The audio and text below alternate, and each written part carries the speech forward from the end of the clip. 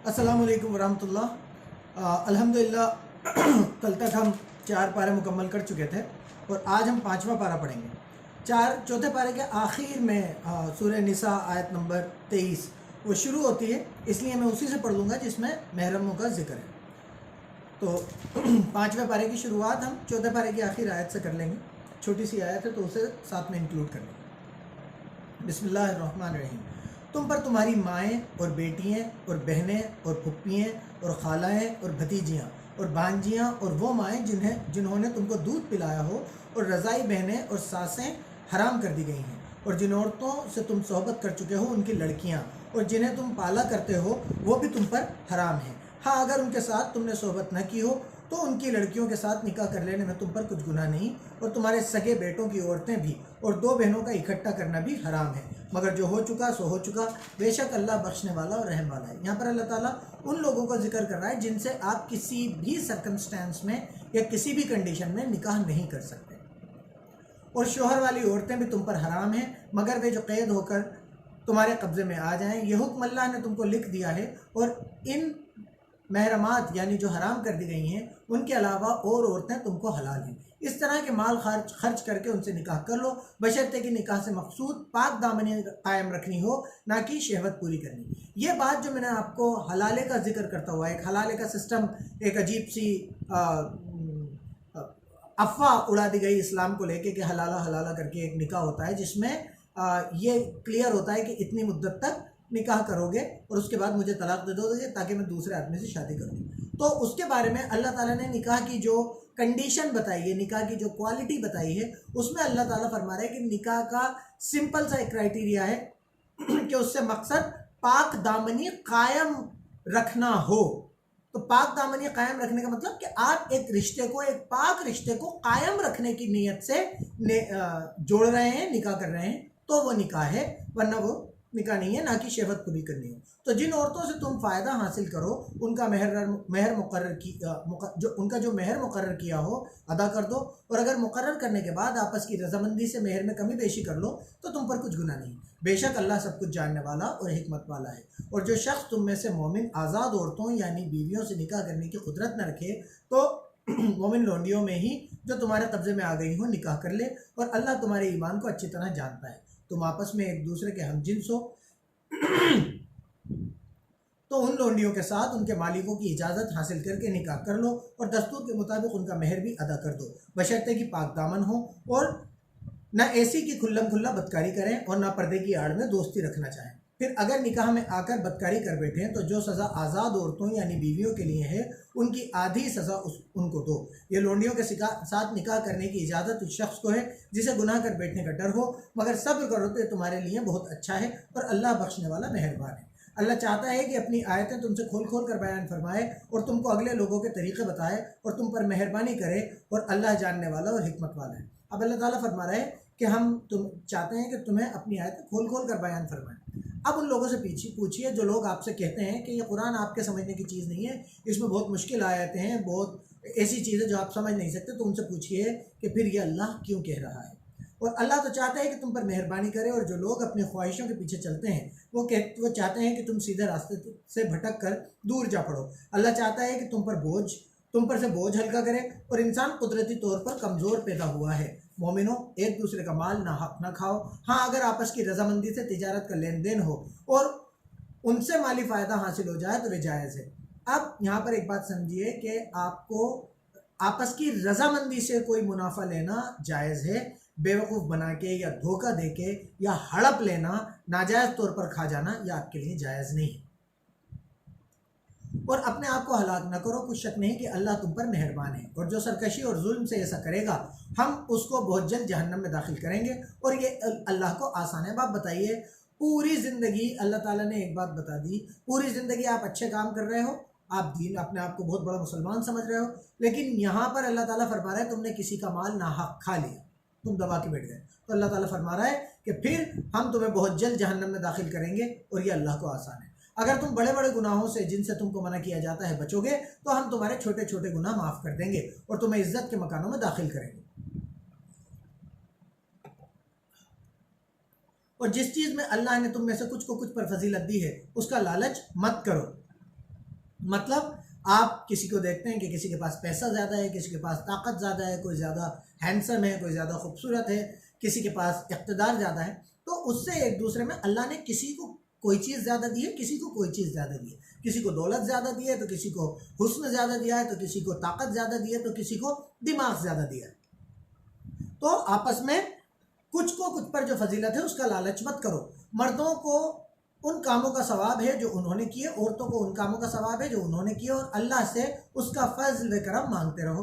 कुछ शक नहीं कि अल्लाह हर चीज़ को जानता है। और जो माल माँ बाप और रिश्तेदार छोड़ मरे तो हकदारों में बांट दो कि हमने हर एक के हकदार मुकर्रर कर दिए हैं, और जिन लोगों से तुम अहद कर चुके हो उनको भी उनका हिस्सा दो। बेशक अल्लाह हर चीज़ के सामने है। मर्द औरतों पर हाकिम में मुसल्लत है, इसलिए कि अल्लाह ने कुछ को कुछ से अफजल बनाया है, और इसलिए भी कि मर्द अपना माल खर्च करते हैं तो जो नेक बीवियां हैं वे मर्दों के हुक्म पर चलती हैं। अब देखिए, इसमें एक बात बिल्कुल क्लियर है, मैं कोई लाग लपेट वाली बात नहीं करूँगा किसी को खुश करने के लिए। अल्लाह ताला ने बीवी का क्राइटेरिया फिक्स कर दिया, औरत का क्राइटेरिया ये नहीं है। बीवी का एक क्राइटेरिया फिक्स कर दिया कि जो नेक बीवियां हैं वो मर्दों के हुक्म पर चलती हैं और उनके पीठ पीछे अल्लाह की हिफाजत में माल व आबरू की खबरदारी करती हैं। और जिन औरतों के बारे में तुम्हें तो अल्लाह ताला ने बता दिया कि वो मर्दों के अपने खाविंदों के हुक्म पर चलती हैं। औरतों के लिए ये एक आजमाइश है, और औरतों के लिए बहुत आसान है जन्नत जाना, और सिर्फ अल्लाह की किताब और अल्लाह के नबी के तरीके पे चलें। और क्योंकि अल्लाह ने हुक्म दिया है कि खाविंद की फर्माबरदार रहो, वो खाविंद की फर्माबरदार रहे। और जिन औरतों के बारे में तुम्हें मालूम हो कि सरकशी और बदचलनी करने लगी हैं तो पहले उनको ज़ुबानी समझाओ। अब यहाँ पर अल्लाह ताला एक क्राइटेरिया दे रहा है कि जिन औरतों के बारे में आपको सरकशी और बदकिरदारी का पता चल गया कि वो कैरेक्टरलेस हैं और अकड़ के सरकशी करके बदकिरदारी कर रही हैं, तो उनको डायरेक्ट ये हुक्म नहीं है कि उनको मारो पीटो, उनके साथ जुल्म करो। अल्लाह ताला फरमा रहा है पहले उनको ज़बानी समझाओ। ये उस एक्सटेंट के लिए है जो कोई मर्द बर्दाश्त ही नहीं कर सकता, उसके बावजूद अल्लाह आपको हुक्म दे रहा है कि पहले उन्हें ज़बानी समझाओ। अगर ना समझें तो उनके साथ सोना छोड़ दो। अगर आपकी बीवी का, अल्लाह न करे, किसी की बीवी का किसी को बदचलनी का और सरकशी का पता चला, तो पहले वो ये नहीं हो जाए कि वो जानवरों की तरह उसे मारने पीटने लगे, हाथ उठा दे। अल्लाह ताला फरमा रहा है पहले उसे ज़बानी समझाओ। अगर वो उसके बावजूद भी करती है तो उसके साथ सोना छोड़ दो, हम बिस्तरी ख़त्म कर दो। और अगर फिर भी ना माने तो मारो पीटो। अगर इसके बावजूद नहीं मानती है तो आप मार पीट सकते हो, जो खामिंद है वो मार पीट सकता है। और अगर फर्मा बरदार हो जाएं तो फिर उनको तकलीफ देने का कोई बहाना मत ढूंढो। उसके बाद अल्लाह ताला फरमा रहा है कि वो सब कुछ करने के बाद भी तुम्हारी फर्मा बरदार हो गई तो बार बार उसे टीज मत करो, उसे तकलीफ देने का कोई बहाना मत ढूंढो कि तुम बार बार उसे उस बात को जो पहले वो कर चुकी और जिससे वो तौबा कर चुकी उसे बार बार तुम परेशान करो। बेशक अल्लाह सबसे ऊंचा और जलीलुल कद्र, ऊंची इज्जत वाला है। और अगर तुमको मालूम हो कि मियाँ बीवी में अनबन है तो एक मुनसिफ मर्द के ख़ानदान में से और एक मुनसिफ औरत के ख़ानदान में से मुकर्रर करो। मुनसिफ मतलब जो इंसाफ के साथ बात करे, एक मर्द के ख़ानदान में से, एक औरत के ख़ानदान में से। और अगर वे सुलह करा देना चाहेंगे तो अल्लाह उनमें मुआफ़क़त पैदा कर देगा। कुछ शक नहीं कि अल्लाह सब कुछ जानता और सब बातों से ख़बरदार है। और अल्लाह ही की इबादत करो और उसके साथ किसी चीज़ को शरीक न बनाओ। और माँ बाप, क़राबत वालों और यतीमों और मोहताजों और रिश्तेदारों और पड़ोसियों और अजनबी पड़ोसियों और पहलू के साथियों यानी पास बैठने वालों और मुसाफिरों और जो लोग तुम्हारे कब्ज़े में हो, सबके साथ एहसान करो। और अल्लाह एहसान करने वालों को दोस्त रखता है। और अल्लाह घमंड करने वाले, बड़ाई मारने वाले को दोस्त नहीं रखता। जो बार बार अपने लोगों में बैठ के अपनी बड़ाई मारेगा, अरे देखो मैं ऐसा और मैंने ऐसा कर दिया था और ये सब, उसको अल्लाह पसंद नहीं करता। क्यों? क्योंकि तारीफ, जो पहला चैप्टर, पहली आयत थी, अल्हम्दुलिल्लाहि रब्बिल आलमीन, तारीफ सिर्फ उस रब के लिए जो खुद भी बुख्ल करे और किसे पसंद नहीं करता, जो खुद भी कंजूसी करे और लोगों को भी कंजूसी सिखाए, और जो माल अल्लाह ने उनको अपने फजल से अता फरमाया है उसे छुपा छुपा कर रखे। और हमने नाशुक्रों के लिए जिल्लत का अज़ाब तैयार कर रखा है। अल्लाह के रास्ते में पहलू में बैठने वाले दोस्तों के साथ, जिनके साथ आप 24 घंटे बैठते हैं, उनके साथ, और आपके पड़ोसी और रिश्तेदार और अजनबी पड़ोसी, सबके साथ खर्च करने का हुक्म देता है। अगर अल्लाह ने आपको दिया है, छुपा छुपा के रख के जमा करने का हुक्म नहीं देता। और खर्च भी करें तो अल्लाह के लिए नहीं, और उन लोगों को भी पसंद नहीं करता जो खर्च भी करें तो अल्लाह के लिए नहीं बल्कि लोगों को दिखाने के लिए। और ईमान ना अल्लाह पर लाए ना आखिरत के दिन पर, ऐसे लोगों का साथी शैतान है। और जिसका साथी शैतान हो तो कुछ शक नहीं कि वो बुरा साथी है। और अगर ये लोग अल्लाह पर और क़यामत के दिन पर ईमान लाते और जो कुछ अल्लाह ने उनको दिया था उसमें से खर्च करते तो उनका क्या नुकसान होता। और अल्लाह उनको खूब जानता है। अल्लाह किसी की ज़रा भी हक तलफी नहीं करता। और अगर नेकी की होगी तो उसको दो गुना और देगा और अपने यहाँ से बड़ा बदला बख्शेगा। भला उस दिन क्या हाल होगा जब हम हर उम्मत में से अहवाल बताने वाले को बुलाएंगे और तुमको उन लोगों का हाल बताने को गवाह तलब करेंगे। उस दिन अल्लाह का जो इनकार करने वाले और पैगंबर के नाफरमान आरजू करेंगे कि एक काश उनको ज़मीन में दफन करके मिट्टी बराबर कर दी जाती और अल्लाह से कोई बात छुपी नहीं रह सके और अल्लाह से कोई बात छुपा नहीं सकेंगे। मोमिनो, जब तुम नशे की हालत में हो तो जब तक उन अल्फाजों को जो मुंह से कहो समझने ना लगो नमाज के पास ना जाओ। ये वो आयत है ना। जो नशा जो है वो 3 कंडीशंस में हराम हुआ था। एक बार अल्लाह ने बताया कि नशा जो है, नशे और जुए में खराबी हैं, उसमें कुछ फ़ायदे भी हैं लेकिन उसकी खराबियाँ उसके फ़ायदों से ज़्यादा है। पहली आयत यह आई तो बहुत सारे लोगों ने नशा छोड़ दिया। फिर आयत आई कि जब तुम नशे की हालत में हो तो नमाज के करीब ना जाओ। और नशे की कैफियत क्या बताई अल्लाह ताला ने कि जो तुम अपने मुंह से कहते हो उसको खुद समझने ना लगो जब तक नमाज की हालत में मत जाओ। और तीसरी नमाज के पास मत जाओ। और तीसरी आयत में बिल्कुल ये सिरे से नशा और जुआ हराम हो गया। और मुंह से कहो समझने ना लगो नमाज के पास ना जाओ। और जनाबत नापाकी की हालत में भी नमाज के पास ना जाओ जब तक तुम गुस्ल ना कर लो। हाँ, अगर सफ़र की हालत में रास्ता चले जा रहे हो और पानी ना मिलने की वजह से गुस्ल न कर सको तो तयम्मुम करके नमाज पढ़ लो। और अगर तुम बीमार हो या सफ़र में हो या कोई तुम में से बैतुल खला होकर आया हो या तुम औरतों से हम बिस्तर हुए हो तो तुम्हें पानी न मिले तो पाक मिट्टी लो और मुँह और हाथों का मसा करके तयम्मुम कर लो। बेशक अल्लाह माफ़ करने वाला और बख्शने वाला है। जो लोग सफ़र में या इस चक्कर में नमाज छोड़ देते हैं कि भाई हम पलीत हैं, पाक नहीं है, वो ऐसा कर सकते हैं अगर उन्हें पानी ना मिले तो। भला तुमने उन लोगों को नहीं देखा जिनको किताब से हिस्सा दिया गया था कि वे गुमराही को खरीदते हैं और चाहते हैं कि तुम भी रास्ते से भटक जाओ।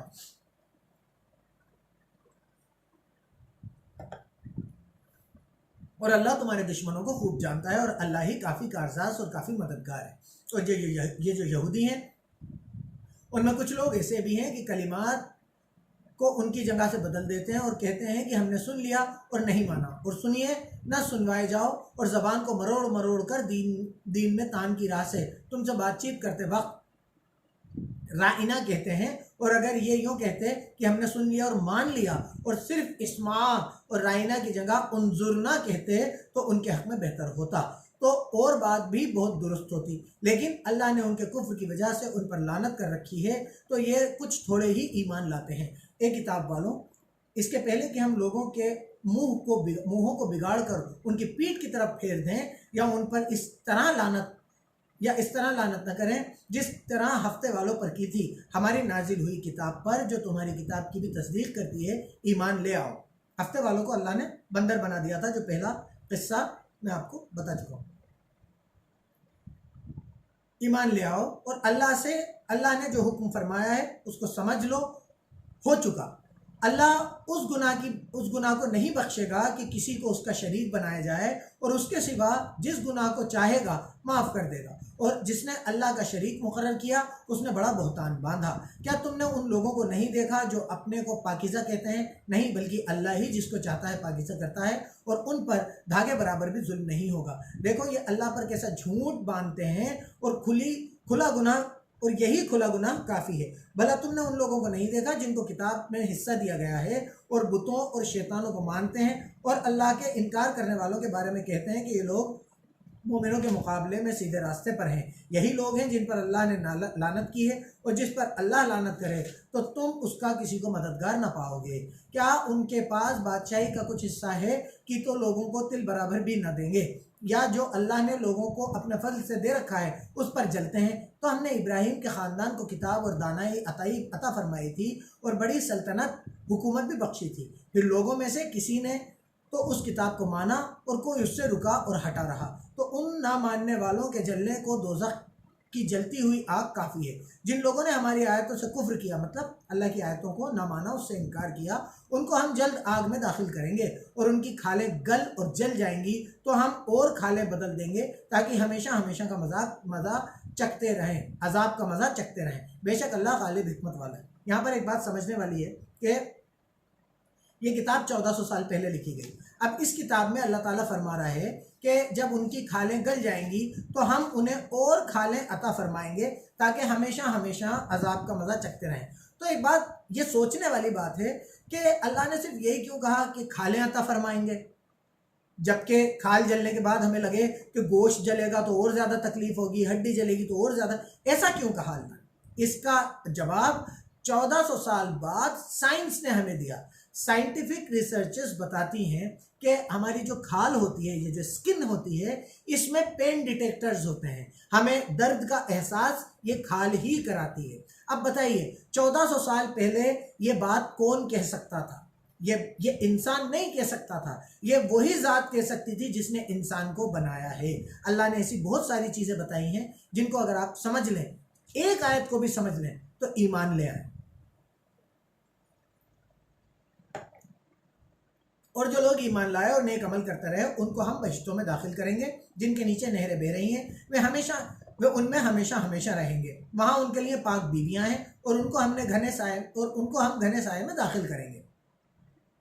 अल्लाह तुमको हुक्म देता है कि अमानत वालों की अमानतें उनके हवाले कर दिया करो और जब लोगों में फैसला करने लगो तो इंसाफ से फैसला किया करो। अल्लाह तुम्हें बहुत खूब नसीहत करता है, बेशक अल्लाह सुनता और देखता है। मोमिनो, अल्लाह और उसके रसूल की फरमाबरदारी करो और जो तुम में हुकूमत वाले हैं उनकी भी, और किसी बात में तुम इख्तिलाफ पैदा हो तो अगर अल्लाह और आखिरत के दिन पर ईमान रखते हो तो उसमें अल्लाह और उसके रसूल की तरफ रुजू करो। ये बहुत अच्छी बात है और इसका अंजाम भी अच्छा है। अल्लाह ताला फरमा रहा है सबसे पहले अल्लाह और फिर उसके रसूल की फरमाबरदारी करो, उसके बाद जिनके पास हुकूमत है, जिनके पास इख्तिदार है, उनकी भी फरमाबरदारी करो, कानूनों को मानो, उनके हुक्म पे चलो। लेकिन अगर वो कोई ऐसी बात कहते हैं जिसमें इख्तिलाफ होता है या दीन के खिलाफ कोई बात कहते हैं तो फिर अल्लाह और उसके नबी की तरफ रुजू कर लो। मतलब बॉटम लाइन ये है कि जब तक अल्लाह और नबी के हुक्म के खिलाफ कोई बात नहीं हो रही तो आप मान सकते हो। उसके बाद कोई भी अल्लाह और नबी के हुक्म के खिलाफ या उनके तरीके के खिलाफ कोई बात कहे तो वापस रुजू अल्लाह और उसके नबी की तरफ करना है, फिर किसी की बात नहीं मानना।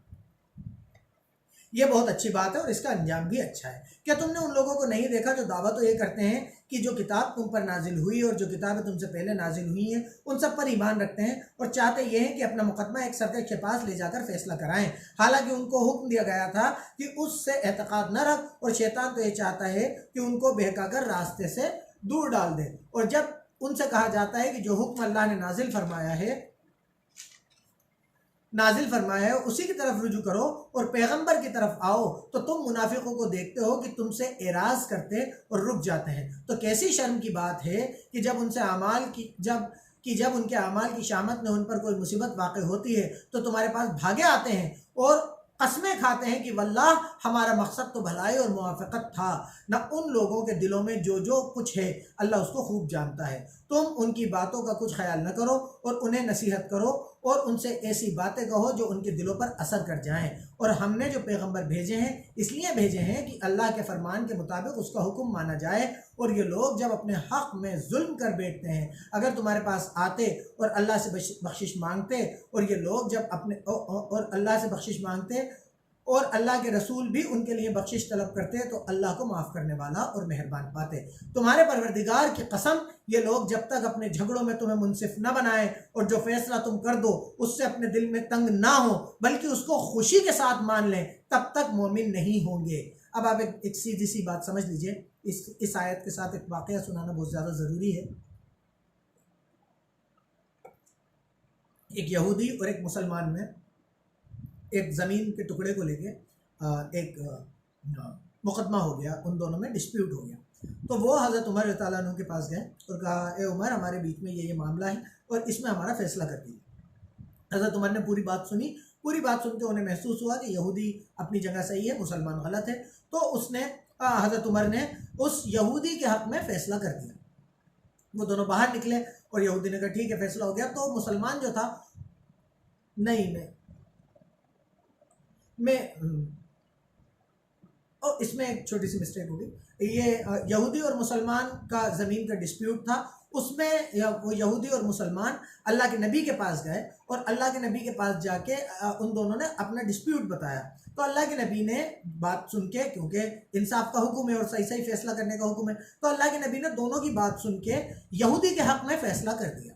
वो दोनों बाहर निकले तो मुसलमान ने कहा कि भाई अपन हज़रत उमर के पास चल के फैसला कराएंगे, और क्योंकि उसे लगता था कि हज़रत उमर यहूदियों पे सख्त हैं, तो उसने कहा कि हम हज़रत उमर के पास चल के फैसला कराएंगे। तो वो दोनों हज़रत उमर के पास चले गए। हज़रत उमर ताला अन्हु ने जब बात सुनी और वो फैसला सुनाने वाले थे, तो उससे पहले यहूदी बोल गया कि ए उमर, फैसला सुनाने से पहले ये बात ध्यान रख लेना कि तुम्हारे नबी मोहम्मद सल्लल्लाहु अलैहि वसल्लम मेरे हक़ में, यानी यहूदी के हक़ में फैसला कर चुके हैं। हज़रत उमर इस बात पे उतरे, उन्होंने अपनी तलवार निकाली और उस मुसलमान का सर धड़ से अलग कर दिया, उसको जान से मार दिया। तो जो मुनाफिक थे उन्हें ये कहने का मौका मिल गया कि भाई अब तो उमर की तलवार जो है वो मुसलमानों की भी जान लेने लग गई, और उन्होंने ये किसास का बदला मांग लिया कि भाई अब हज़रत उमर को भी कत्ल करो, क्योंकि इन्होंने एक मुसलमान को कत्ल कर दिया। तो जब जाके ये आयतें नाजिल हुई कि अल्लाह ताला ने फरमाया, तुम्हारे परवरदिगार की कसम, ये लोग जब तक अपने झगड़ों में तुम्हें मुंसिफ ना बनाएं, मतलब अल्लाह के नबी को इंसाफ करने वाला ना बनाएं, और खाली मुंसिफ बनाने की बात नहीं, और जो फैसला तुम कर दो उससे अपने दिल में तंग ना हो, मतलब ये नहीं सोचेंगे यार अल्लाह के नबी ने फैसला कैसे कर दिया, ये तो गलत कर दिया, तंग ना हो, बल्कि उसको खुशी से मान लें, तब तक मोमिन नहीं हो। आपको अल्लाह के नबी का किया हुआ फैसला अपने दिल की खुशी से, रजामंदी से मानना पड़ेगा अगर आप मोमिन हो तो। ये आयत नाजिल हुई तो ये मामला क्लियर हो गया कि वो आदमी मोमिन ही नहीं बचा था, जिसने अल्लाह के नबी के फैसले से उसका दिल तंग हो गया था, उसने माना नहीं और दूसरी जगह वो फैसला कराने चला गया। अब हमारी ज़िंदगी के जो भी मसाइल हैं, चाहे दीनी मसाइल हो चाहे दुनियावी मसाइल हो, हमें उनमें फ़ैसला अल्लाह के नबी के तरीक़ों से करना पड़ेगा, अल्लाह के नबी के हुक्म से करना पड़ेगा। और अगर हम उसे नहीं मानते तो फिर ये भूल जाइए कि हम अपने आप को मोमिन माने, फिर हम मोमिन ही नहीं हैं। अगर हम अल्लाह के नबी के तरीक़े और उनके फ़ैसलों को सही नहीं मानते और उनके अलावा कहीं और फैसला कराना चाहते हैं, तो फिर हमारा ईमान जाता रहा। ये कुरान है, ये मैं नहीं कह रहा। सूरह निसा आयत नंबर 65। और अगर हम उन्हें हुक्म देते कि अपने आप को कत्ल कर डालो या अपने घर छोड़कर निकल जाओ, तो उनमें से थोड़े ही ऐसा करते। और अगर ये इस नसीहत पर कारबंद होते तो उनको की जाती है तो उनके हक में बेहतर और दीन में ज़्यादा साबित कदमी की वजह बनता। और हम उनको अपने यहाँ से बड़ा बदला भी देते और सीधा रास्ता भी दिखाते। और जो लोग अल्लाह और उसके रसूल की इताअत करते हैं कि वह क़यामत के दिन उन लोगों के साथ होंगे जिन पर अल्लाह ने बड़ा फजल किया, यानी नबी और सिद्दीक और शहीद और नेक लोग, और इन लोगों का साथ बहुत खूब है। ये अल्लाह का फजल है और अल्लाह जानने वाला ही काफ़ी है। मोमिनो, जिहाद के लिए हथियार ले लिया करो, फिर या तो जमात होकर या निकला करो या इकट्ठे कूच कर लिया करो। और तुम में से कोई ऐसा भी है जो जानबूझकर देर लगाता है, फिर अगर तुम पर कोई मुसीबत पड़ जाए तो कहता है कि अल्लाह ने मुझ पर बड़ी मेहरबानी की कि मैं उनमें मौजूद न था। और अगर अल्लाह तुम पर फजल करे तो इस तरह की गोया तुम में और उसमें दोस्ती थी ही नहीं, अफसोस करता है, कहता है कि काश मैं भी उनके साथ होता तो बड़ा मकसूद हासिल करता। तो जो लोग आखिरत को ख़रीदते हैं और उसके बदले दुनिया की ज़िंदगी को बेचना चाहते हैं, उनको चाहिए कि अल्लाह की राह में जंग करें। और जो शख्स अल्लाह की राह में जंग करे फिर शहीद हो जाए या गलबा पाए, हम बहुत जल्द उसको बड़ा सवाब देंगे।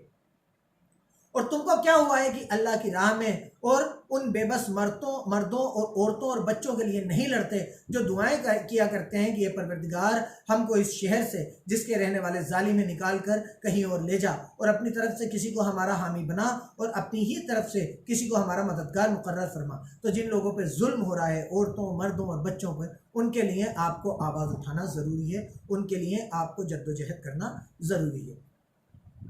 जो मोमिन है वे तो खुद के लिए लड़ते हैं, और जो अल्लाह का इनकार करते हैं वो बुतों के लिए लड़ते हैं। जो मोमिन है वो तो अल्लाह के लिए लड़ते हैं, और जो अल्लाह का इनकार करने वाले हैं वो बुतों के लिए लड़ते हैं। सो तुम शैतान के मददगारों से लड़ो और डरो मत, क्योंकि शैतान का दाव बोदा होता है। भला तुमने उन लोगों को नहीं देखा जिनको पहले ये हुक्म दिया गया था कि अपने हाथों को लड़ाई से रोके रहो और नमाज पढ़ते और ज़कात देते रहो। फिर जब उन पर जिहाद फ़र्ज कर दिया गया तो कुछ लोग उनमें से लोगों से यूं डरने लगे जैसा कि अल्लाह से डरा करते हैं,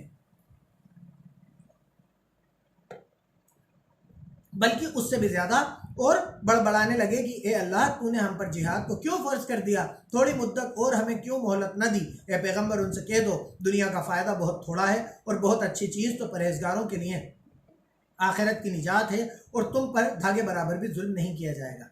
अल्लाह से डरते हैं का मतलब उन्हें ऐसा लगता है कि ये सामने वाला हमारा कुछ बिगाड़ देगा, हमें नुकसान पहुंचा देगा, हमें मुश्किल में डाल देगा, हमारा धंधा ख़त्म कर देगा, हमारी रोज़ी रोक देगा, हमें जान से मार देगा। तो ये सारे काम अल्लाह के हैं। किसी इंसान की औकात नहीं कि आपके साथ इसमें से कुछ भी कर सके। सब कुछ तो छोड़िए, इसमें से कुछ भी नहीं कर सकता। फ़ायदा, नुकसान, मुसीबत, आसानी, परेशानी या सुकून या मौत और ज़िंदगी सब अल्लाह के हाथ में है। उसके अलावा किसी पे इसका इख्तियार नहीं। ए जिहाद से डरने वालों, तुम कहीं रहो, मौत तुमको आकर रहेगी, चाहे बड़े बड़े महलों में रहो। और उन लोगों को अगर कोई फ़ायदा पहुंचता है तो कहते हैं कि ये अल्लाह की तरफ से है, और कोई तकलीफ़ पहुंचती है तो ये मोहम्मद तुमसे कहते हैं कि ये तकलीफ़ आपकी वजह से हमें पहुंची है। कह दो कि रंज और राहत सब अल्लाह ही की तरफ से हैं। इन लोगों को क्या हो गया है कि ये बात भी नहीं समझ सकते। ए आदम की औलाद, तुझको जो फ़ायदा पहुँचे वो अल्लाह की तरफ से है, और जो नुकसान पहुँचे वो तेरे ही आमाल की शामत की वजह से है। अब अल्लाह ताला फरमा रहा है जो फ़ायदा पहुँच रहा है वो अल्लाह की तरफ से है, और जो नुकसान तुम्हें पहुँच रहा है तो तुम देखो कि तुम क्या गलत कर रहे हो, तुम्हारे क्या अमाल की शामत की वजह से ये नुकसान है, या फिर अल्लाह आपकी आजमाइश लेता है। तो साबित कदम रहिए और अल्लाह से माफ़ी मांगते रहिए, अपने गुनाहों का इस्तिग़फ़ार करते रहिए। और ए मोहम्मद, हमने तुमको लोगों की हिदायत के लिए पैगंबर बनाकर भेजा है, और इस बात का अल्लाह ही गवाह काफ़ी है। जो शख्स रसूल की फरमाबरदारी करेगा तो बेशक उसने अल्लाह की फरमाबरदारी की, और जो नाफरमाबरदारी करेगा तो ए पैगंबर, तुम्हें हमने उनका निगहबान बनाकर नहीं भेजा। और ये लोग मुंह से तो कहते हैं कि आपकी फरमाबरदारी दिल से मंजूर है, लेकिन जब तुम्हारे पास से चले जाते हैं तो उनमें से कुछ लोग रात को तुम्हारी बातों के खिलाफ मशवरे करते हैं, और जो मशवरे ये करते हैं अल्लाह उनको लिख लेता है। तो उनका कुछ ख्याल न करो और अल्लाह पर भरोसा रखो, और अल्लाह ही काफ़ी कारसाज है। भला कुरान में गौर क्यों नहीं करते? अगर ये अल्लाह के सिवा किसी और का कलाम होता तो उसमें बहुत सा इख्तिलाफ पाते, और जब उनके पास अमल या खौफ की कोई खबर पहुंचती तो उससे मशहूर कर देते हैं, और अगर उनको पैगंबर और अपने सरदारों के पास मशहूर कर देते हैं, और अगर उसको पैगंबर और अपने सरदारों के पास पहुंचाते तो खोज लगाने वाले उसकी खोज लगा लेते। और अगर तुम पर अल्लाह का फजल और उसकी मेहरबानी न होती तो कुछ लोगों के अलावा सब शैतान की पैरवी करने वाले होते। तो ए मोहम्मद, तुम अल्लाह की राह में लड़ो, तुम अपने सिवा किसी के जिम्मेदार नहीं हो, और मोमिनों को भी उभारो। करीब है कि अल्लाह के इनकार करने वालों की लड़ाई को बंद कर दे, और अल्लाह लड़ाई के एतबार से बहुत सख्त है और सज़ा के लिहाज से भी बहुत सख्त है। जो शख्स नेक बात की सिफारिश करे तो उसके सवाब में उसको हिस्सा मिलेगा, और जो बुरी बात की सिफारिश करे तो उसके अजाब में उसको हिस्सा मिलेगा, और अल्लाह हर चीज़ पर कुदरत रखता है। ये आयत हम लोगों को, हमारे नौजवानों को, सब लोगों को समझना बहुत ज़्यादा ज़रूरी है।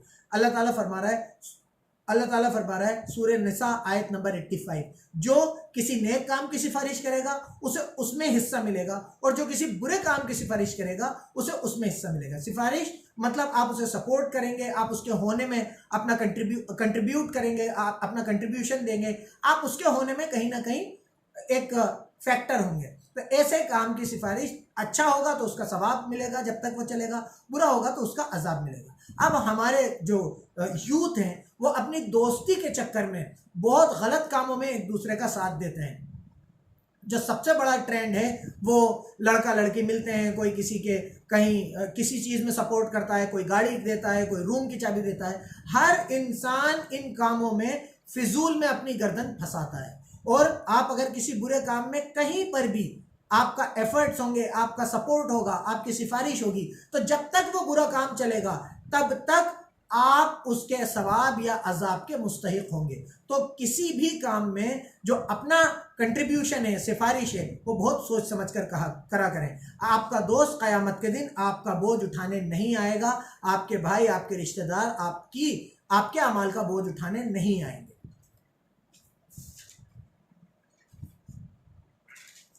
और जब तुमको कोई दुआ दे तो जवाब में तुम उससे बेहतर कलमे से उसे दुआ दो या उन्हीं लफ्ज़ों में दुआ दो, बेशक अल्लाह हर चीज़ का हिसाब लेने वाला है। अल्लाह वे सच्चा माबूद है, उसके सिवा कोई इबादत के लायक नहीं। वह क़यामत के दिन तुम सबको ज़रूर जमा करेगा और अल्लाह से बढ़कर बात का सच्चा कौन है। तो क्या वजह है कि तुम मुनाफिकों के बारे में दो गिरोह हो रहे हो? हाल ये है कि अल्लाह ने उनके करतूतों की वजह से उन्हें औंधा कर दिया है। क्या तुम चाहते हो कि जिस शख्स को अल्लाह ने गुमराह कर दिया है उसको रास्ते पर ले आओ, और जिस शख्स को अल्लाह गुमराह कर दे तुम उसके लिए कभी भी रास्ता नहीं पाओगे।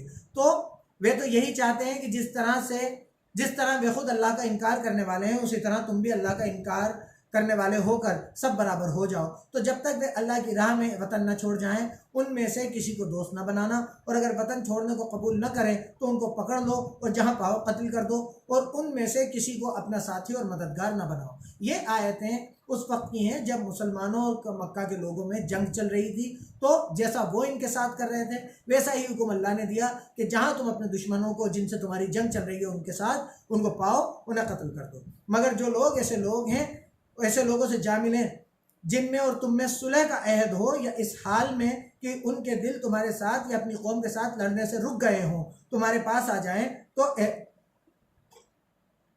एतराज़ ज़रूरी नहीं, और अगर अल्लाह चाहता तो उनको तुम पर गालिब कर देता तो वे तुमसे ज़रूर लड़ते। फिर अगर वे तुमसे लड़ने से हट जाएं और लड़े नहीं और तुम्हारी तरफ सुलह का पैगाम भेजें तो अल्लाह ने तुम्हारे लिए उन पर ज़बरदस्ती करने की कोई सबील मुकर्रर नहीं की। अब ये अल्लाह ताला फरमा रहा है कि जो तुमसे लड़े नहीं, पहले तो बताया जो लड़ रहे हैं उन्हें कत्ल कर दो, और उसके बाद बताया जो तुमसे लड़े नहीं या तुमसे सुलह करना चाहें तो फिर तुम्हें उनके ऊपर ज़्यादती करने की कोई अल्लाह ने सबील मुकर्रर नहीं की। अब अल्लाह यहाँ पर उन्हें मारना तो छोड़ो या कत्ल करना तो दूर की बात है, उन पर ज़्यादती को भी मना फरमाता है।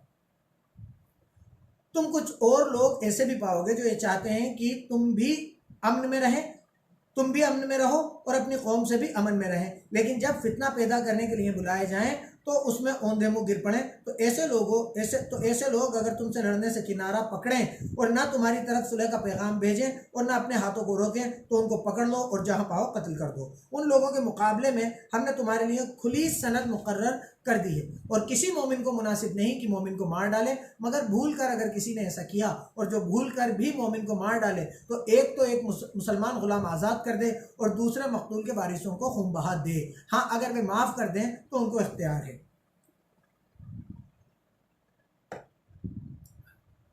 अगर मकतूल तुम्हारे दुश्मनों की जमात में से हो जिसका कत्ल किया है और वह खुद भी मोमिन हो तो सिर्फ एक मुसलमान गुलाम आज़ाद करना चाहिए, और अगर मकतूल ऐसे लोगों में से हो जिनमें और तुम में सुलह का अहद हो तो मकतूल के वारिसों को खून बहा देना और एक मुसलमान गुलाम आज़ाद करना चाहिए। और जिसको ये ना मिले वे लगातार 10 महीने के रोज़े रखे। ये कफ़ारा अल्लाह की तरफ से, वो लगातार 2 महीने के, माजरत चाहूँगा मेरे मुँह से गलत निकल गया, वो लगातार 2 महीने के रोज़े रखे, और ये कफ़ारा अल्लाह की तरफ से तौबा कबूल करने के लिए है, और अल्लाह सब कुछ जानता और बड़ी हिकमत वाला है। और जो शख्स मुसलमान को जानबूझकर मार डालेगा तो उसकी सज़ा दोज़ख है। एक कत्ल की सज़ा हमारे यहाँ बहुत फ़ख्र की बात समझी जाती है कि मैंने मर्डर कर दिया, मेरी बेटे ने मर्डर कर दिया, मेरे भाई ने मर्डर कर दिया, तो बहुत फ़ख्र की बात समझी जाती है। अब सुनिए, एक कलमा पढ़ने वाले को और जो शख्स किसी मुसलमान को जानबूझकर मार डालेगा तो उसकी सज़ा दोज़ख है जिसमें वह हमेशा जलता रहेगा, और अल्लाह उस पर गज़बनाक होगा और उस पर लानत करेगा, और ऐसे शख्स के लिए उसने बड़ा सख्त अज़ाब तैयार कर रखा है। मोमिनो, जब तुम अल्लाह की राह में बाहर निकला करो तो छानबीन से काम लिया करो, और जो शख्स तुमसे सलाम अलैकुम करे उससे ये न कहो कि तुम मोमिन नहीं हो, और इससे तुम्हारी गरज ये है कि दुनिया की ज़िंदगी का फ़ायदा हासिल करो। सो अल्लाह के पास बहुत सी गनीमतें हैं, तुम भी तो पहले ऐसे ही थे, फिर अल्लाह ने तुम पर एहसान किया तो आगे छानबीन कर लिया करो, और जो अमल तुम करते हो अल्लाह को सबकी खबर है। जो मुसलमान घरों में बैठे रहते हैं और लड़ने से जी चुराते हैं और कोई उज्र नहीं रखते, और वे जो अल्लाह की राह में अपने माल और जान से लड़ते हैं, वो दोनों बराबर नहीं हो सकते। अल्लाह ने माल और जान से जिहाद करने वालों को बैठे रहने वालों पर दर्जे में फजीलत बख्शी है, और वो नेक वायदा सबसे है, लेकिन बड़े बदले के लिहाज से अल्लाह ने जिहाद करने वालों को बैठे रहने वालों पर कहीं फजीलत बख्शी है। यानी अल्लाह की तरफ से दर्जों में और बख्शिश में और रहमत में, और अल्लाह बड़ा बख्शने वाला और मेहरबान है। जो लोग अपनी जानों पर जुल्म करते हैं, जब फरिश्ते उनकी जान कब्ज़ करने लगते हैं तो उनसे पूछते हैं कि तुम किस हाल में थे। वे कहते हैं कि हम मुल्क में आजिज़ व नातवा थे। फरिश्ते कहते हैं क्या अल्लाह का मुल्क फ़राख नहीं था कि तुम उससे हिजरत कर जाते। ऐसे लोगों का ठिकाना दोज़ख है और वो बुरी जगह है। हाँ, जो मर्द और औरतें और बच्चे बेबस हैं कि ना तो कोई चारा कर सकते हैं और ना रास्ता जानते हैं, करीब है कि वे अल्लाह ऐसों को माफ़ कर दे, और अल्लाह माफ़ करने वाला और बख्शने वाला है।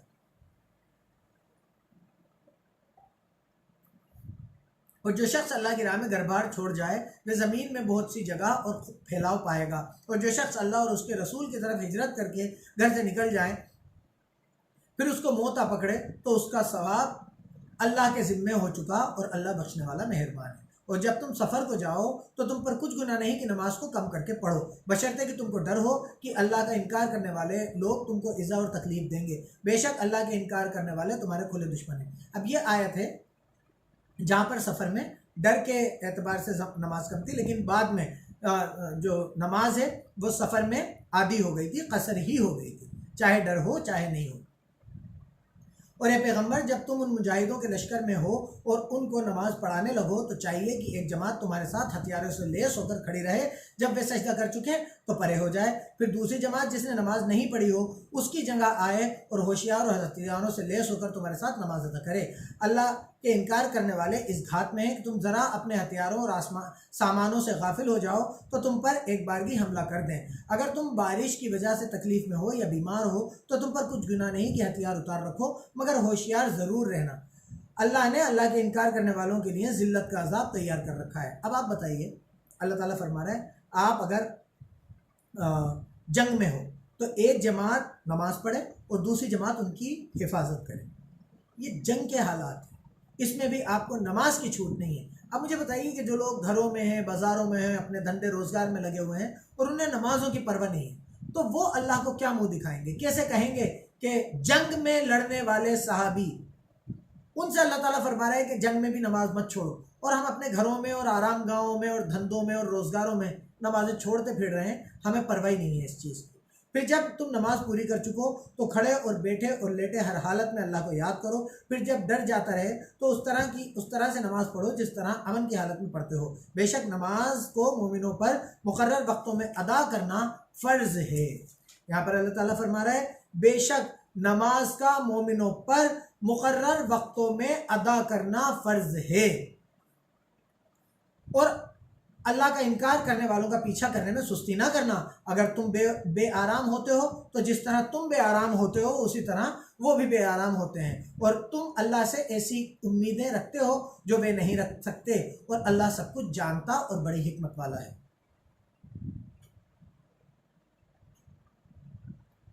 ए पैगंबर, हमने तुम पर सच्ची किताब नाजिल की है ताकि अल्लाह की हिदायतों के मुताबिक लोगों के मुकदमों में फैसला करो, और देखो दगाबाजों की हिमायत में कभी बहस न करना और अल्लाह से बख्शिश मांगना, बेशक अल्लाह बख्शने वाला मेहरबान है। और जो लोग अपने हम जिन्सों की खयानत करते हैं उनकी तरफ से बहस न करना, क्योंकि अल्लाह खयानत करने वालों और मुजरिमों को दोस्त नहीं रखता। ये लोगों से तो छिपते हैं और अल्लाह से नहीं छिपते, हालांकि वे रातों को ऐसी बातों के मशवरे किया करते हैं जिसको वे पसंद नहीं करता, तो उनके साथ हुआ करता है, और अल्लाह उनके तमाम कामों पर अहाता किए हुए है। भला तुम लोगों को दुनिया की ज़िंदगी में तो उनकी तरफ से बहस कर लेते हो क़यामत को उनकी तरफ से अल्लाह के साथ कौन झगड़ेगा और कौन उनका वकील बनेगा? और जो शख्स कोई बुरा काम कर बैठे या अपने हक में जुल्म कर ले फिर अल्लाह से बख्शिश मांगे तो अल्लाह को बख्शने वाला मेहरबान पाएगा, और जो कोई गुनाह करता है तो ऐसों का बवाल उसी पर है, और अल्लाह जानने वाला और हिकमत वाला है। और जो कोई शख्स कसूर या गुनाह तो खुद करे लेकिन किसी बेगुनाह पर उसका इल्ज़ाम लगाए तो उसने बहतान और खुले गुनाह का बोझ अपने सर पर रखा। और अगर तुम पर अल्लाह का फजल मेहरबानी ना होती तो उनमें से एक जमात तुमको बहकाने का इरादा कर ही चुकी थी, और ये अपने सिवा किसी को बहका नहीं सकते और ना तुम्हारा कुछ बिगाड़ सकते हैं। और अल्लाह ने तुम पर किताब और दानाई नाजिल फरमाई है और तुम्हें वो बातें सिखाई हैं जो तुम जानते नहीं थे, और तुम पर अल्लाह का बड़ा फजल है।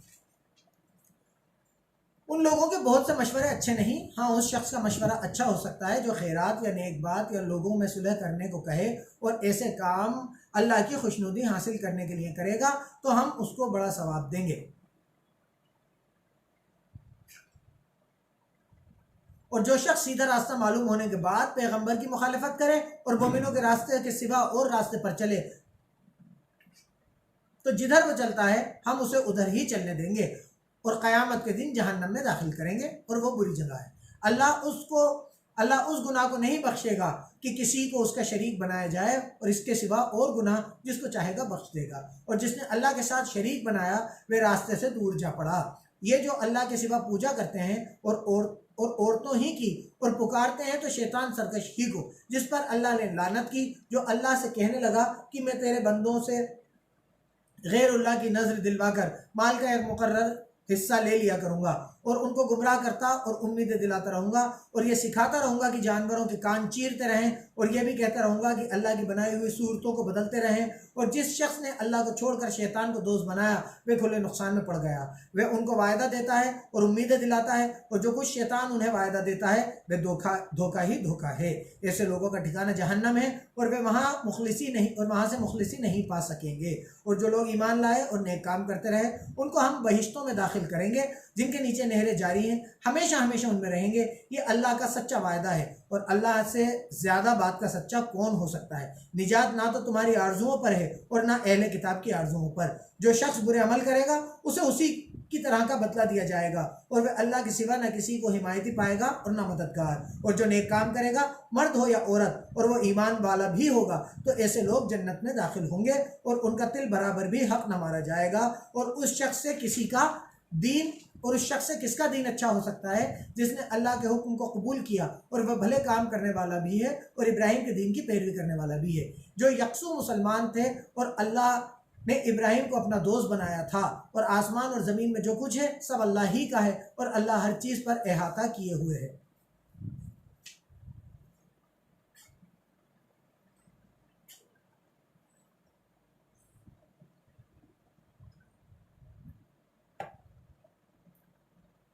ए पैगंबर, लोग तुमसे यतीम औरतों के बारे में फतवा तलब करते हैं। कह दो कि अल्लाह तुमको उनके साथ निकाह करने के मामले में इजाज़त देता है और जो हुक्म इस किताब में पहले दे दिया है वह उन यतीम औरतों के बारे में है जिनको तुम उनका हक तो देते नहीं और ख्वाहिश रखते हो कि उनके साथ निकाह कर लो। नीज़ बेचारे बेकस बच्चों के बारे में है और ये भी हुक्म देता है कि यतीमों के बारे में इंसाफ पर कायम रहो और जो भलाई तुम करोगे अल्लाह उसको जानता है। और अगर किसी औरत को अपने खामिन की तरफ से ज़्यादती या बेरग़बती का डर हो तो मियाँ बीवी पर कुछ गुनाह नहीं कि आपस में किसी करारदाद पर सुलह कर लें। और सुलह खूब चीज़ है और तबीयतें तो बुख्ल की तरफ मायल होती हैं। और अगर तुम भले और परहेजगार बनोगे तो अल्लाह तुम्हारे सब कामों को जानता है। और तुम चाहे कितना ही चाहो औरतों में हरगिज़ बराबरी नहीं कर सकोगे। तो ऐसा भी ना करना कि एक ही की तरफ मायल हो जाओ, ढलक जाओ और दूसरी को ऐसी हालत में छोड़ दो कि गोया अधर में लटक रही है। और अगर आपस में मुआफ़क़त कर लो और परहेजगारी करो तो अल्लाह बख्शने वाला मेहरबान है। और अगर मियाँ बीवी में मुआफ़क़त ना हो सके और एक दूसरे से जुदा हो जाएं तो अल्लाह हर एक को अपनी दौलत से गनी कर देगा और अल्लाह बड़ी फराखी वाला और हिकमत वाला है। और जो कुछ आसमानों में है और जो कुछ ज़मीन में है सब अल्लाह ही का है। और जिन लोगों को तुमसे पहले किताब दी गई थी उनको भी और मोहम्मद तुमको भी हमने ताकीदी हुक्म किया है और अल्लाह से डरते रहो। और कुफ्र करोगे तो समझ रखो कि जो कुछ आसमान में और जो कुछ ज़मीन में है सब अल्लाह ही का है और अल्लाह बेपरवाह और तारीफ़ के लायक है। और फिर सुन रखो कि जो कुछ आसमानों में और जो कुछ ज़मीन में है सब अल्लाह ही का है और अल्लाह ही कारसाज काफ़ी है। लोगों, अगर वे चाहे तो तुमको फना कर दे और तुम्हारी जगह और लोग पैदा कर दे और अल्लाह इस बात पर कुदरत रखता है। तो जो शख्स दुनिया में अमालों का बदला चाहता है तो अल्लाह के पास दुनिया और आखिरत दोनों के लिए बदला मौजूद है और अल्लाह सुनता और देखता है। ए ईमान वालों, इंसाफ पर कायम रहो, अल्लाह के लिए सच्ची गवाही दो, चाहे इसमें तुम्हारा या तुम्हारे माँ बाप और रिश्तेदारों का नुकसान ही हो। अब अल्लाह ताला कुरान में फ़र्ज़ कर रहा है, ये बात ऐसी नहीं है कि आपका दिल चाहे तो आप कर लें। सूरह निसा आयत नंबर 135 अल्लाह ताला कुरान में फ़र्ज़ कर रहा है कि ए लोगों, इंसाफ के लिए सच्ची गवाही दो, चाहे उसमें तुम्हारे माँ बाप या रिश्तेदारों का नुकसान ही क्यों ना हो। चाहे माँ बाप का नुकसान हो लेकिन आपको सच्ची गवाही देनी पड़ेगी ताकि इंसाफ हो सके। जो लोग ये कहते हैं कि यार मेरे उससे ताल्लुकात हैं, मैं उसके ख़िलाफ़ गवाही नहीं दे सकता, मैं फ़लाने से बुरा नहीं बनना चाहता इसलिए उसके ख़िलाफ़ गवाही नहीं दे सकता, मैं सामने वाले से डरता हूँ, उससे दुश्मनी नहीं लेना चाहता इसलिए इंसाफ की गवाही नहीं दे सकता, तो वो ये समझ लें कि वो खुले आम अल्लाह के हुक्म का इनकार कर रहे हैं। अल्लाह ने इंसाफ की गवाही देना फ़र्ज़ किया है। अगर कोई अमीर है या फ़कीर तो अल्लाह उसका खैर ख्वाह है, तो तुम नफ्स की ख्वाहिश के पीछे चलकर अदल और इंसाफ को ना छोड़ देना। अगर तुम पेशदार शहादत दोगे या शहादत से बचना चाहोगे तो जान रखो कि अल्लाह तुम्हारे सब कामों को जानता है। पेशदार गवाही, पेशदार शहादत मतलब घुमा के गवाही दे रहे हो कि उससे समझ में नहीं आया कि मामला क्या था, या गवाही से बच रहे हो, तो अल्लाह तुम सबको जानता है, अल्लाह सब कुछ देख रहा है, अल्लाह सारे कामों को जानता है। मोमिनो, अल्लाह पर और उसके रसूल पर और जो किताब उसने तुम पर और अपने आखिरी पैगंबर पर नाजिल की है, और जो किताब उसने अपने आखिरी पैगंबर नाजिल की है और जो किताबें इससे पहले नाजिल की थी, सब पर ईमान लाओ। और जो शख्स अल्लाह और उसके फरिश्तों और उसकी किताबों और उसके पैगंबरों और क़यामत के दिन से इनकार करे, वह रास्ते से भटक कर दूर जा पड़ा। जो लोग ईमान लाए फिर अल्लाह का इनकार करने वाले हो गए, फिर ईमान लाए फिर अल्लाह का इनकार करने वाले हो गए, फिर कुफ्र में बढ़ते गए, उनको अल्लाह ना तो बख्शेगा ना सीधा रास्ता दिखाएगा। ए पैगंबर, मुनाफिकों को खुशखबरी सुना दो, उनके लिए गम देने वाला अजाब तैयार है। जो मोमिनों को छोड़कर अल्लाह का इनकार करने वालों को दोस्त बनाते हैं, क्या ये उनके यहाँ इज्जत हासिल करना चाहते हैं? तो इज्जत तो सब अल्लाह ही की है, और अल्लाह ही की है। और अल्लाह ने तुम मोमिनों पर अपनी किताब में ये हुक्म नाजिल फरमाया कि जब तुम कहीं सुनो कि अल्लाह की आयतों से इनकार हो रहा है तो और उसकी हंसी उड़ाई जा रही है, तो जब तक वे लोग और बातें ना करने लगे उनके पास मत बैठो, वरना तुम भी उन्हीं जैसे हो जाओगे। कुछ शक नहीं कि अल्लाह मुनाफिकों और अल्लाह का इनकार करने वालों सबको दोज़ख में इकट्ठा करने वाला है। कहीं पर अल्लाह का मजाक उड़ाया जा रहा है, दीन के खिलाफ बातें हो रही हैं, हंसी उड़ाई जा रही है, अल्लाह के नबी के खिलाफ बातें हो रही हैं, तो वहाँ आप बैठ नहीं सकते। ऐसे लोगों में अल्लाह ताला मना फरमाता है, अगर बैठोगे तो उन्हीं के जैसे हो जाओगे।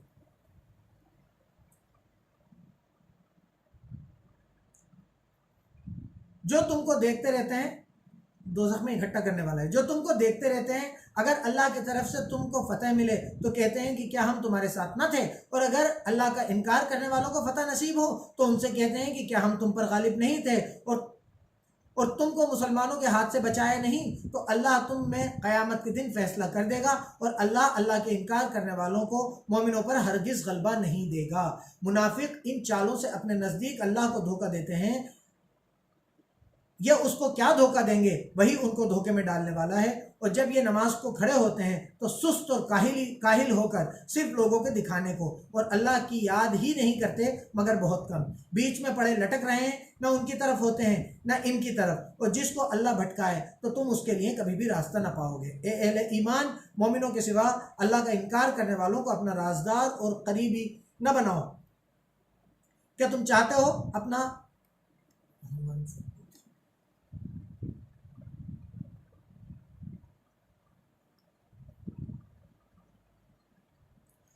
औलिया न बनाओ? क्या तुम चाहते हो कि अपने ऊपर अल्लाह का खुला इल्ज़ाम लो? कुछ शक नहीं कि मुनाफिक लोग दोज़ख में सबसे नीचे के दर्जे में होंगे, और तुम उनका किसी को मददगार ना पाओगे। हाँ, जिन्होंने तौबा की और अपनी हालत को दुरुस्त किया और अल्लाह की रस्सी को मजबूत पकड़ा और ख़ास अल्लाह के फरमाबरदार हो गए, तो ऐसे लोग मोमिनों के साथ होंगे, और अल्लाह बहुत जल्द मोमिनों को बड़ा सवाब देगा। अगर तुम अल्लाह के शुक्रगुजार रहो और उन पर ईमान ले आओ तो अल्लाह तुमको अजाब देकर क्या करेगा, और अल्लाह तो कद्र शनास और जानता बूझता है। अल्लाह इस बात को पसंद नहीं करता कि कोई किसी को एलानिया बुरा कहे, मगर वो जो मजलूम हो, और अल्लाह सब कुछ सुनता और जानता है। अल्हम्दुलिल्लाह, ये 5वां पारा मुकम्मल हुआ, सूरह निसा चल रही है। हम 6ठा पारा इंशाअल्लाह ताला कल से शुरू करेंगे। आखिरी आयत है कि अल्लाह ताला इस बात को पसंद नहीं करता कि कोई किसी को एलानिया बुरा कहे। हाँ, अगर सामने वाले ने आप पर कोई जुल्म किया है, आपके साथ उसका कोई मामला है, तो आप अपनी बात कह सकते हो, लेकिन फिजूल में किसी को एलानिया बुरा कहने को अल्लाह ताला मना फरमाता है। तो अल्लाह का करम एहसान है, आज हमारा 5वां पारा मुकम्मल हुआ। इंशाअल्लाह ताला कल हम 6ठा पारा पढ़ेंगे। कल लाइव में थोड़ा सा एक इश्यू था, उसकी वजह से बीच में से कुछ हिस्सा रिकॉर्ड नहीं हुआ था, लाइव में नहीं आया था, इसलिए मैंने आज ये वीडियो रिकॉर्डेड डाला है। अगर यह आपको बेहतर लगे तो बताइएगा, और अगर इसमें कोई इशू हो तो इंशाल्लाह फिर हम वापस लाइव आ जाएंगे। जज़ाकल्लाह खैर। अल्लाह ताला हमें कहने सुनने से ज़्यादा अमल करने की तौफ़ीक़ अता फ़रमाए। अल्लाह ताला इस किताब की बरकत के ज़रिए से अल्लाह ताला हमारी ज़िंदगियों में, हमारे दीन में, हमारे अमाल में, हमारी आल औलाद में, हमारे रिज़्क़ में, हमारी माल में, हमारे दौलत में, हमारी इज़्ज़त में, सब में बरकत दे, इजाफ़ा करे। अल्लाह ताला हमें दुनिया में भी कामयाब करे और आखिरत में भी कामयाब करे। अल्लाह ताला हमें दुनिया में भी इक़्तिदार दे और आखिरत में भी हमें कामयाबों में लिख ले। अल्लाह ताला हमें दुनिया में भी अपने फर्माबरदारों में लिख ले और आखिरत का घर भी हमारे लिए रोशन कर दे। आखिरत में भी हमारे चेहरों को नूर से मुनव्वर करे, हमारे नामे अमाल सीधे हाथ में दे। अल्लाह ताला हमारी इस मेहनत को, अगर हमसे कोई गलती हुई हो तो अल्लाह ताला हमारी इस मेहनत को, उस गलती से दरगुजर करे और हमारी इस मेहनत को कबूल फरमाए और कुरान को मुकम्मल करने की तौफीक अता फरमाए कि हम इस किताब को मुकम्मल पढ़ सकें और मुकम्मल अपनी और अपनी औलाद की ज़िंदगी में इसको अप्लाई कर सकें, इसको ला सकें। बहुत बहुत शुक्रिया। अस्सलामु अलैकुम वरहमतुल्लाह। जज़ाकल्लाह।